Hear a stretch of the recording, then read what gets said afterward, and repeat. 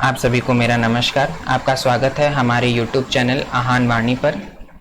आज हम स्टार्ट करने जा रहे हैं क्लास 12 का chapter biotechnology principle and uses. इससे पहले कि मैं आपको चैप्टर पढ़ाना स्टार्ट करूं, मैं आपको बता दूं कि यहाँ पर हमने जो भी कवर किया है वो टोटल एनसीईआरटी से कवर किया है। हम एनसीईआरटी के बियॉन्ड थोड़ा बहुत ही गए हैं, लेकिन हम जो भी एनसीईआरटी के बियॉन्ड गए हैं वो आपके यूजफुल की चीज़ें हैं, वो एग्जाम के पॉइंट ऑफ व्यू से बहुत ही इंपॉर्टेंट हैं, इसीलिए हमने उन्हें एक्स्ट्रा यहाँ पर ऐड किया है। तो चलिए हम स्टार्ट करते हैं अपना चैप्टर बायोटेक्नोलॉजी। सबसे पहले हम बायोटेक्नोलॉजी में क्या पढ़ते हैं, इंट्रोडक्शन। अब देखिए बायोटेक्नोलॉजी होता क्या है, बच्चों को बहुत टफ लगता है, लेकिन टफ ऑफ कुछ नहीं होता है, बहुत ही ईजी चैप्टर है, टोटल कॉन्सेप्चुअल चैप्टर है, कोई रट्टाफिकेशन नहीं करना है, बस एक बार ध्यान से पढ़ लो, समझ लो, उसके बाद ये दिमाग में बैठा रहता है। अच्छा, बायोटेक्नोलॉजी है क्या? बायोटेक्नोलॉजी कुछ नहीं है, मान लीजिए ये कोई एलियन डीएनए है या ये डीएनए है जिससे हमें एक एंजाइम पाना है, इससे हमें क्या पाना है, एंजाइम पाना है, और ये डीएनए का वो सीक्वेंस है या डीएनए का वो पार्ट है जो हमें उस एंजाइम ऑब्टेन करने में हेल्प करेगा। अब हमने उसके इस पार्ट को लिया और हमने एक वेक्टर लिया, ये मान लीजिए हमारा एक वेक्टर है ना। अब वेक्टर को भी हमने यहाँ से काट करके हटा दिया, इसका इतना सा पार्ट हमने यहाँ से काट कर हटा दिया, और इस डीएनए का जो पार्ट हमारे लिए यूज़फुल था उसे भी हमने काट करके क्या कर लिया, अलग कर लिया।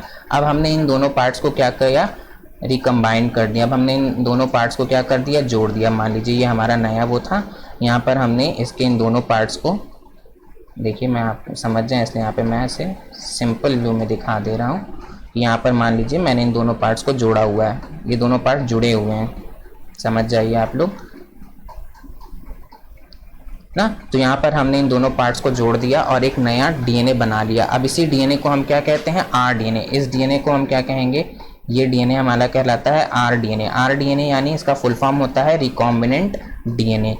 यानी बायोटेक्नोलॉजी से हम क्या करते हैं, हम क्या ऑब्टेन करते हैं, रिकॉम्बिनेंट डीएनए ऑब्टेन करते हैं। बस इतनी सी ही आपकी बायोटेक्नोलॉजी है, कुछ टफ नहीं है, बहुत ही सिंपल चैप्टर है। चलिए सबसे पहले हम देखते हैं हमारा पहला point, biotechnology deal with technique of using the organism. हम किसका यूज़ करेंगे, ऑर्गेनिज्म का यूज़ करेंगे, या एंजाइम फ्रॉम ऑर्गेनिज्म। कभी कभी हम होल ऑर्गेनिज्म का यूज़ कर लेते हैं और कभी कभी हम ऑर्गेनिज्म से ऑब्टेन वाले एंजाइम का यूज़ करते हैं।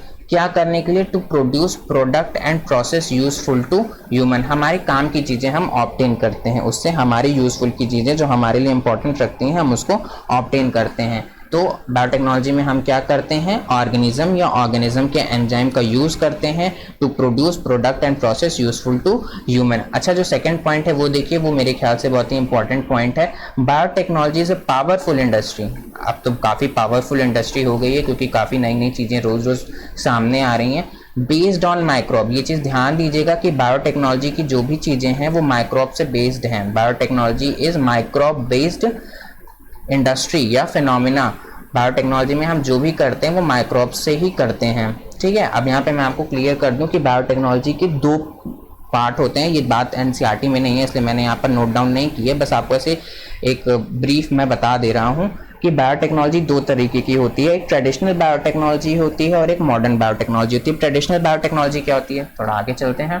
यहाँ पे देखिए एग्जांपल मैंने दिया हुआ है, ये एग्जांपल्स बायोटेक्नोलॉजी के एग्जांपल हैं। तो इसमें देखिए making curd, making bread and making wine, these are a microbe mediated process. ये माइक्रोब मेडिएटेड प्रोसेस हैं। और ये क्या है, ट्रेडिशनल बायोटेक्नोलॉजी है। ये हमारी कैसी बायोटेक्नोलॉजी है, ट्रेडिशनल बायोटेक्नोलॉजी है। क्यों, दही तो हम पता नहीं कितने सालों से जमाते हुए चले आ रहे हैं, तो ये हमारी ट्रेडिशनल बायोटेक्नोलॉजी है। अच्छा, अब दही जमाने में हम क्या करते हैं, कुछ नहीं करना होता है, दूध में हम क्या मिला देते हैं, थोड़ी सी दही मिला देते हैं। उस थोड़ी सी दही को जिसे हम मिलाते हैं उसे हम इनोकुलम या स्टार्टर कहते हैं। अब उसमें क्या होता है, millions of lactic acid bacteria पाए जाते हैं। उस इनोकुलम में क्या पाया जाता है, millions of lactic acid bacteria पाया जाता है, और वो क्या करता है, दूध को दही में कन्वर्ट कर देता है। इसी तरह मेकिंग ब्रेड, मेकिंग वाइन, ये सारी प्रोसेसेस कैसे होती हैं, ईस्ट से होती हैं, सैक्रोमाइसेस सर्विसेई से, जैसे हम बेकर या बीवरेज ईस्ट भी कहा जाता है। तो इसमें भी हम किसका यूज़ करते हैं, माइक्रोब का यूज करते हैं। इसीलिए मैंने यहाँ पे सेकंड पॉइंट एनसीईआरटी से लिया हुआ है कि बायोटेक्नोलॉजी किस पे बेस्ड होती है, माइक्रोब से यूज होती है। अच्छा, यहाँ पे देखिए एक नई डेफिनेशन दी गई है बायोटेक्नोलॉजी की, किसने दी है, ईएफबी ने दी है, एनसीईआरटी में दिया हुआ है ईएफबी, हालांकि उन्होंने फुल फॉर्म नहीं दिया है, यहाँ पे मैंने फुल फॉर्म लिख दिया है। ईएफबी का फुल फॉर्म होता है European federation of biotechnology, European federation of biotechnology. Biotechnology की एक नई डेफिनेशन दी हुई है, किसने दी हुई है, EFB ने दी हुई है। अच्छा, अब उन्होंने क्या कहा, उन्होंने कहा है the integration of natural science and organism cell parts thereof and molecular analogues for product and services. इंटीग्रेशन कर रहे हैं किसका, नेचुरल साइंस का और ऑर्गेनिज्म का, किसी ऑर्गेनिज्म का और नेचुरल साइंस का। अच्छा, क्या कर रहे हैं, हम किसी ऑर्गेनिज्म का यूज कर रहे हैं। जैसे कि मैं आपको आगे बताऊंगा कि जब हम किसी रिकॉम्बिनेंट DNA को इंट्रोड्यूस कराना होता है तो किसी होस्ट सेल में ही इंट्रोड्यूस करा दिया जाता है ना। और जब हमें वेक्टर चाहिए होता है तो किसी प्रोकैरियोटिक सेल से हम क्या ऑब्टेन करते हैं, प्लाज्मिड ऑब्टेन करते हैं। ये बातें आपको आगे क्लियर हो जाएंगी, डरने की कोई बात नहीं है। ये बातें अभी पूरी इलेबोरेट होंगी, पूरी बहुत अच्छे से एक्सप्लेन होंगी आगे की तरफ, इसलिए डरिए मत। यहाँ पे बस मैं समझाने के लिए आपको बता रहा हूँ। The integration of natural science and organism, organism का यूज कब कर रहे हैं, जब हम होस्ट सेल में रिकॉम्बिनेंट DNA को इंट्रोड्यूस कर रहे हैं। पार्ट्स देयर ऑफ, पार्ट का यूज कब कर रहे हैं, जैसे हम प्लाज्मिड का यूज कर रहे हैं, किसके लिए, वेक्टर के लिए। To for product and services, उससे हम क्या कर रहे हैं, ऑब्टेन कर रहे हैं प्रोडक्ट और सर्विसेज। प्रोडक्ट मतलब जैसे कि कुछ एंजाइम्स हो गए, उसको ऑब्टेन कर रहे हैं, और सर्विसेज मतलब हमारे काम की चीजें ही हम ऑब्टेन कर रहे हैं। तो कुल मिला जुला करके ये एक छोटी सी डेफिनेशन है, दी गई है। किसने दी है, ये चीज़ आप ध्यान दीजिएगा, EFB ने दी है। फुल फॉर्म हो सकता है पूछ ले, मैंने इसलिए लिख दिया यूरोपियन फेडरेशन ऑफ बायोटेक्नोलॉजी। यहाँ पर मैंने पहले से ही कुछ एग्जांपल्स आपको बता दिए थे। अगले एग्जांपल देख लीजिए, test tube baby DNA vaccine, correction of defective gene and synthesising a gene and using it. ये भी किसके एग्जाम्पल है, बायोटेक्नोलॉजी के एग्जाम्पल है। टेस्ट ट्यूब बेबी आजकल काफ़ी आप न्यूज़पेपर वगैरह पे इसका देखते होंगे, IVF टेक्निक का दिखाता है, प्रचार दिखाता है ना। DNA वैक्सीन बनाई गई है। DNA वैक्सीन क्या होती है, अभी बनाई गई थी किसकी, हेपेटाइटिस B की। आपकी human health and disease chapter में है ये। DNA वैक्सीन हेपेटाइटिस B की बनाई गई थी। किसका यूज़ किया गया था, ईस्ट का यूज़ किया गया था। करेक्शन ऑफ डिफेक्टिव जीन आगे आएगा इसी बायोटेक्नोलॉजी चैप्टर में। करेक्शन ऑफ डिफेक्टिव जीन ऐसे ही का एक एग्जाम्पल होता है एडाजीन डिफिशियंसी। एंड सिंथेसाइजिंग जीन, हम एक नए जीन का सिंथेसाइज भी कर सकते हैं, ये भी आगे आपके इसी चैप्टर में आएगा। तो ये सारी प्रोसेसेस एग्जाम्पल हैं किसकी, बायोटेक्नोलॉजी की। अच्छा, अब ये देखिए यहाँ पर दिया हुआ है, ये NCERT में नहीं है लेकिन हो सकता है कि आपके लिए काम आ जाए। Term biotechnology given by, term biotechnology किसने दिया है, कार्ल एरिक ने दिया है। किसने दिया है, कार्ल एरिक ने दिया है। किसने दिया है, biotechnology term was given by Karl Ereky. Father कौन है बायोटेक्नोलॉजी के, father of biotechnology is Paul Berg. Father of biotechnology is Paul Berg. तो ये चीज़ें आपको याद करनी है, याद कर लीजिए तो बेहतर है। अच्छा, अब हमारा सेकंड टॉपिक आता है principle of biotechnology. There are two core technique of biotechnology. Biotechnology में दो टेक्निक जो होती हैं, मेन टेक्निक हैं, उन्हीं से हम बायोटेक्नोलॉजी की सारी प्रोसेसेस करते हैं। पहली क्या है, जेनेटिक इंजीनियरिंग, और दूसरी क्या है, बायो प्रोसेस इंजीनियरिंग। अच्छा, जेनेटिक इंजीनियरिंग क्या होता है, use for altering the chemistry of genetic material DNA and RNA। हम क्या करते हैं, अल्टर कर देते हैं chemistry of genetic material DNA और RNA की। जो खराब सा पोर्शन होता है उसको हटा देते हैं, और जो यूजफुल वाला पोर्शन होता है उसको हमने आगे मैंने फिगर में बताया था कि जो यूजफुल था, जहाँ से हमें एंजाइम ऑब्टेन हो पा रहा था, उसको हमने लिया और एक वेक्टर में इंट्रोड्यूस करा दिया, यानी हमने केमिस्ट्री चेंज कर दी किसकी, जेनेटिक मटेरियल की। अब वो जेनेटिक मटेरियल DNA हो या RNA हो, उसकी केमिस्ट्री हमने चेंज कर दी, उसके सीक्वेंसिंग हमने चेंज कर दी, और उसको हमने एक वेक्टर से जोड़ दिया, और उससे हमें अपना यूजफुल प्रोडक्ट यानी एंजाइम या जो भी हमें ऑब्टेन होना होगा वो हमें ऑब्टेन हो जाएगा। दूसरी प्रोसेस क्या आती है, बायो प्रोसेस इंजीनियरिंग। अच्छा, आप मान लीजिए किसी समय हम ये प्रोसेस कर रहे हैं, यहाँ से एक DNA के पार्ट को हम ले जा करके वेक्टर से जोड़ रहे हैं, उसी समय वहाँ पर मान लीजिए बैक्टीरिया आ गए, फंजाई आ गए, वायरस आ गए, तो फिर क्या होगा, कंटामिनेशन हो जाएगा। क्या हो जाएगा, कंटामिनेशन हो जाएगा। पूरी प्रोसेस कैसी हो जाएगी, फुटाइल हो जाएगी, खराब हो जाएगी। इसीलिए यहाँ पे हम क्या करेंगे, बायो प्रोसेस इंजीनियरिंग करेंगे। क्या करेंगे, bio process engineering use for maintain contamination free. Contamination free यानी प्रदूषण से रहित, कोई भी प्रदूषण ना हो, कोई भी डस्ट पार्टिकल ना हो, कोई भी माइक्रोब्स ना हो, अदर फंजाइज ना हो, बैक्टीरिया ना हो, वायरसेस ना हो ना, तो वहाँ पर कंटामिनेशन फ्री यानी स्टेराइल एनवायरनमेंट हम क्रिएट करेंगे to enable the growth of desired cell, यानी डिजायर्ड सेल की या डिजायर्ड जो हमारा RDNA है उसकी ग्रोथ कराएंगे, और हम क्या करेंगे, एंजाइम को ऑब्टेन करेंगे। ठीक है, तो ये हमारे प्रिंसिपल थे बायोटेक्नोलॉजी के। अच्छा, यहाँ पे देखिए एक पॉइंट है, traditional hybridisation often lead to inclusion and multiplication of undesirable gene along with the desired gene. अच्छा, ये तो हमारा मॉडर्न बायोटेक्नोलॉजी का पार्ट हो गया ना, कि हमने एक डीएनए का जो यूज़फुल वाला सीक्वेंस था उसको कट करके वेक्टर के अंदर इंट्रोड्यूस करा दिया। ये तो हमारा मॉडर्न बायोटेक्नोलॉजी हो गया। लेकिन जो ट्रेडिशनल बायोटेक्नोलॉजी होती थी उसमें हम सिंपली क्या करते थे, जैसे कि प्लांट्स के केसेस में अगर लिया जाए तो आपने क्लास 12th में हमारे आएगा रिप्रोडक्शन के चैप्टर में कि वहाँ पे हम क्या करते थे कि बैगिंग और इमैस्कुलेशन की प्रोसेस किया करते थे कि किसी प्लांट के एंथर्स को हम क्या कर देते थे, कट कर देते थे। अगर उस प्लांट का एंथर जो हो, मतलब वो प्लांट अगर वीक हो तो उसके एंथर को हम क्या कर देते थे, कट कर देते थे। और जो हमारा फीमेल रिप्रोडक्टिव स्ट्रक्चर होता था उसकी हम बैगिंग कर देते थे बटर पेपर से, उसको हम कवर कर देते थे ताकि कोई और पॉलन ग्रेन आकर के उसे फर्टिलाइज ना कर पाए। ठीक है। और उसके बाद हम वाइल्ड वैरायटी से, वाइल्ड वैरायटी अच्छी वैरायटी को हम वाइल्ड वैरायटी कहते हैं, किसी वाइल्ड वैरायटी के प्लांट से अच्छा वाला पॉलन ग्रेन उठाकर ले आते थे। और जब हमारा फीमेल रिप्रोडक्टिव स्ट्रक्चर पूरी तरह मेच्योर हो जाता था तो उसको हम स्टिग्मा पर लैंड करा देते थे और फिर से उसकी रिबैगिंग कर देते थे। तो ये हमारा क्या कहलाता था, ट्रेडिशनल हाइब्रिडाइजेशन कहलाता था। अब जैसे कि अगर हम ट्रेडिशनल हाइब्रिडाइजेशन में ही देख लें कि क्या करते थे, काऊ ब्रीडिंग वगैरह के केसेस में देख लें तो उसमें हम क्या करते थे कि किसी अच्छे बुल का सीमन ले आकर के इंट्रोड्यूस करा दिया जाता था किसी काऊ के अंदर। तो उसमें क्या होता था कि हमें डिजायरेबल प्रोडक्ट के साथ साथ कभी कभी अनडिजायरेबल प्रोडक्ट भी मिलते थे। यानी डिजायरेबल जीन प्रोडक्ट किससे मिलेंगे, सारे जीन से ही होते हैं, जीन से ही हमें सारी चीजें फिनोटिपिकली शो होती हैं। तो वही चीज कह रहा है कि multiplication of undesirable gene along with desired gene, मतलब जो हमारे काम के जीन होते हैं कभी कभी उनके साथ साथ बेकार के जीन भी चले आते थे, किसमें, ट्रेडिशनल हाइब्रिडाइजेशन में। लेकिन जो हमने जेनेटिक इंजीनियरिंग की है उसमें हम क्या करते हैं, रिकॉम्बिनेंट डीएनए बनाते हैं by gene cloning and gene transfer. Gene की पहले क्लोन करते हैं। रिकॉम्बिनेंट डीएनए हम कैसे बनाएंगे, जीन की क्लोनिंग करेंगे, यानी ढेर सारे जीन पहले बनाएंगे और फिर उसमें से एक जीन को हम ट्रांसफर कराएंगे। ये दोनों प्रोसेस हम आगे पढ़ेंगे, जीन ट्रांसफर भी पढ़ेंगे, जीन क्लोनिंग हम पीसीआर से करते हैं, ये हम आगे पढ़ेंगे। तो यहाँ पे हम रिकॉम्बिनेंट डीएनए का फॉर्मेशन करते हैं। अब रिकॉम्बिनेंट डीएनए मैंने बताया हम क्या करते हैं, सिर्फ जो काम का पार्ट होता है सिर्फ हम उसी को कट कर लेते हैं, यानी हमने जीन को ही कट कर लिया।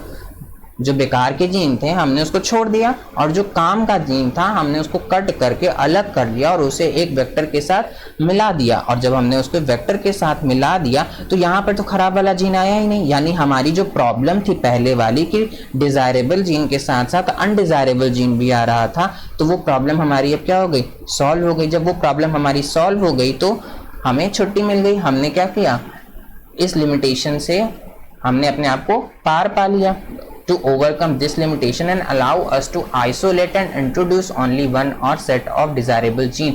अब हम क्या कर सकते हैं, सिर्फ और सिर्फ डिजायरेबल जीन को इंट्रोड्यूस करा सकते हैं या पूरा का पूरा डिजायरेबल जीन के सेट को भी इंट्रोड्यूस करा सकते हैं। यानी पूरा समरी फॉर्म में देखा जाए कि ट्रेडिशनल हाइब्रिडाइजेशन में क्या होता था, कभी कभी डिजायरेबल जीन के साथ साथ अनडिजायरेबल जीन भी हमारे आ जाते थे। लेकिन हमने जो जेनेटिक इंजीनियरिंग की उसमें हमने रिकॉम्बिनेंट डीएनए बनाया है दो प्रोसेसेस का यूज करके, पहला जीन क्लोनिंग, दूसरा जीन ट्रांसफर।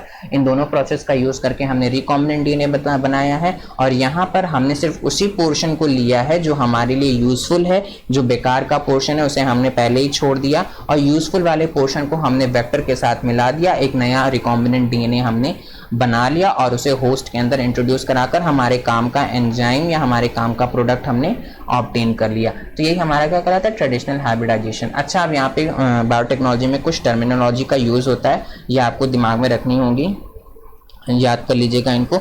सबसे पहले हमारी टर्मिनोलॉजी आती है रेस्ट्रिक्शन एंडोन्यूक्लियस। सबसे पहले हमारी टर्मिनोलॉजी क्या है, रेस्ट्रिक्शन एंडोन्यूक्लियस। पहली टर्मिनोलॉजी रेस्ट्रिक्शन एंडोन्यूक्लियस। ये क्या करती है, जो मैंने बताया ना कि हम कट करते हैं, जो डीएनए को कट करने का काम हमने कहा कि जो हमने कहा कि खराब वाले पोर्शन को हमने हटा दिया, अच्छे वाले पोर्शन को। अब भाई वो डीएनए है, कोई इतना बड़ा तो है नहीं कि हम उसे कैंची से काटने बैठेंगे, तो कैंची से तो वो कट नहीं सकता। तो वहाँ पर हम किसका यूज़ करते हैं, रेस्ट्रिक्शन एंडोन्यूक्लियस का यूज़ करते हैं। इसे हम क्या कहते हैं, मॉलिक्यूलर सीजर। किसका काम करेगा, कटिंग का काम करता है। जैसे कि ये डीएनए है, होता तो हेलिकल स्ट्रक्चर है लेकिन यहाँ पर सिंप्लिसिटी के लिए हम इसको ऐसे दिखा रहे हैं। और यहाँ से अगर मान लीजिए कोई आरी आता है ना, ये आरी हमारा आया, तो ये हमारे मान लीजिए ये हमारा काम का पार्ट था, तो इस पार्ट को अलग करके हटा देगा। हमें पूरी रेस्ट्रिक्शन एंडोन्यूक्लियस के ऊपर पूरा इलेबोरेट डिस्कशन करना है, कैसे काम करता है, किस पे काम करता है, ये सब हमें आगे पता चलेगा। तो रेस्ट्रिक्शन एंडोन्यूक्लियस हमारी पहली टर्मिनोलॉजी थी, इसे हम मॉलिक्यूलर सीजर भी कहते हैं। दूसरी टर्मिनोलॉजी हमारी क्या है, वेक्टर है। क्या है हमारी, वेक्टर है। मैंने बताया ना कि इस डीएनए को ट्रांसफर करने के लिए हमें किसी की जरूरत होती है, किसकी जरूरत होगी, वेक्टर की। हालांकि मोस्ट कॉमन वेक्टर क्या होता है, प्लाज्मिड होता है। प्लाज्मिड के बारे में आपने सुना होगा, क्लास 11th में पढ़ा होगा कि प्रोकैरियोटिक सेल्स में क्या पाए जाते हैं, प्लाज्मिड। सम प्रोकैरियोटिक सेल्स है प्लाज्मिड। प्लाज्मिड क्या होते हैं, extra chromosomal circular double stranded DNA होते हैं जो रेप्लिकेट करने की क्षमता रखते हैं, जिनके पास पावर होती है कि वो अपना रेप्लिका बना सकें। तो इसी को हम क्या करते हैं, इसी प्लाज्मिड को हम यूज करेंगे। इसी प्लाज्मिड को हमने यूज किया, इस प्लाज्मिड का इतना पार्ट हमने हटा दिया और इसमें हमने इस वाले पार्ट को ले आकर के इंट्रोड्यूस करा दिया ना। तो ये पोर्शन जिसको हमने यूज किया, किस लिए यूज कर रहे हैं हम इसको कैरी करने के लिए यूज कर रहे हैं। जो हमारा ये डीएनए का जो यूजफुल डीएनए का पार्ट है उसको हम कैरी करने के लिए यूज कर रहे हैं। तो जो यूज किया जाता है उसको हम वेक्टर कहते हैं। जैसे वेक्टर हम और समझ सकते हैं ना, जैसे कि एनसीईआरटी में एग्जांपल दिया हुआ है आपके कि मलेरिया को यानी प्लाज्मोडियम को फैलाने के लिए एक वेक्टर की जरूरत होती है। मतलब कि वो अपने आप तो फैल नहीं पाता है, तो उसे एक वेक्टर की जरूरत होती है। और वेक्टर उसका कौन होता है, फीमेल एनाफिलीज। फीमेल एनाफिलीज क्या करती है, उसको एक इंसान से दूसरे इंसान तक सेपरेट करने का काम करती है। तो वेक्टर यही होते हैं जिनका यूज किया जाता है डिजायर्ड जीन को ट्रांसफर करने के लिए। ट्रांसफर डिजायर्ड जीन, डिजायर करने के लिए, ट्रांसफर जीन को होस्ट तक ट्रांसफर करने के लिए, डिजायर्ड जीन को होस्ट तक हम क्या करते हैं, ट्रांसफर करते हैं। किसकी हेल्प से करते हैं, वेक्टर की तरह से। तो ये हमारे सेकंड टर्मिनोलॉजी थी। उसके बाद लाइगेज होता है। अच्छा, अब यहाँ पर मैंने कहा कि इसको हम ले जा करके यहाँ पे इंट्रोड्यूस करते हैं। तो इंट्रोड्यूस कैसे करेंगे भाई, यहाँ से हमने काटा है तो यहाँ ले जा करके हम चिपकाएंगे। अब यहाँ पे फेविकोल से तो हम चिपका नहीं पाएंगे भाई, ये तो काफ़ी माइक्रो प्रोसेसेस है ना। तो यहाँ पे फेविकोल तो आपका काम नहीं करेगा, अनोखा जोड़ ना। तो यहाँ पर हमें लाइगेज का यूज करना होता है। और हमारे लिए यहाँ पर लाइगेज कौन सा होता है, T4 लाइगेज। कौन सा होता है, T4 लाइगेज। सबसे कॉमन लाइगेज कौन सा होता है, T4 लाइगेज। इसीलिए हम लाइगेज को क्या कहते हैं, मॉलिक्यूलर ग्लू कहते हैं। मॉलिक्यूलर ग्लू कहते हैं, क्या करता है, जोड़ने का काम करता है। ठीक है, अब जो बना उसे हम क्या कहते हैं, आरडीएनए। देखिए आपकी चौथी टर्मिनोलॉजी यही है, आरडीएनए। डीएनए विच है बोथ पैसेंजर और एलियन। अच्छा, इसको हम कहते हैं एलियन। इस वाले डीएनए को हम एलियन कहते हैं, एलियन कहते हैं या डिजायर्ड डीएनए कहते हैं। और इस वाले डीएनए को हम क्या कहेंगे, वेक्टर डीएनए। इस वाले डीएनए को हम क्या कहते हैं, वेक्टर डीएनए। और इस वाले डीएनए को हम क्या कहते हैं, वेक्टर डीएनए कहते हैं। ये हमारा एलियन डीएनए हो गया और ये हमारा कैसा डीएनए हो गया, वेक्टर डीएनए हो गया। तो आरडीएनए क्या होता है, अब वो ऐसा डीएनए जिसके पास दोनों होंगे, जिसके पास दोनों होंगे। जब यहाँ पर हमने इस वाले को काट करके यहाँ पर इंसर्ट कर दिया तो जो डीएनए हमारा बना उसे हम क्या कहेंगे, रिकॉम्बिनेंट डीएनए या आरडीएनए। आरडीएनए का फुल फॉर्म होता है रिकॉम्बिनेंट डीएनए। अच्छा, डीएनए पॉलीमरेज हमारा क्या होता है, एंजाइम होता है। क्या होता है, एंजाइम होता है which forms replica of DNA, यानी डीएनए के रेप्लिका बनाने में, यानी कई डीएनए बनाने के काम आएगा। ढेर सारे डीएनए के रेप्लिका बनाने होते हैं, जैसे एक डीएनए से दो डीएनए, दो से चार डीएनए। तो उसके लिए हम किसका यूज करते हैं, डीएनए पॉलीमरेज का यूज करते हैं। होस्ट, अच्छा अब हम जिसमें रिकॉम्बिनेंट डीएनए को इंट्रोड्यूस करते हैं, होस्ट क्या कहलाता है, वो ऑर्गेनिज्म जिसके अंदर हम रिकॉम्बिनेंट डीएनए को इंट्रोड्यूस करते हैं और यहाँ पर वो क्या करेगा, रेप्लिकेशन करेगा। यहाँ पर वो क्या करेगा, रेप्लिकेशन करेगा। तभी तो हमें अपने जरूरत का एंजाइम या जो भी हमारे जरूरत का प्रोडक्ट है तभी तो हमें ऑब्टेन होगा। तो ये होस्ट क्या होते हैं कि वही ऑर्गेनिज्म जिसके अंदर रिकॉम्बिनेंट डीएनए को हम इंट्रोड्यूस करते हैं ताकि वो आसानी से रेप्लिकेट कर सके। तो ये हमारी कुछ सिंपल सी टर्मिनोलॉजी थी, ये आप लोग याद कर लीजिए, अपने दिमाग में रख लीजिए।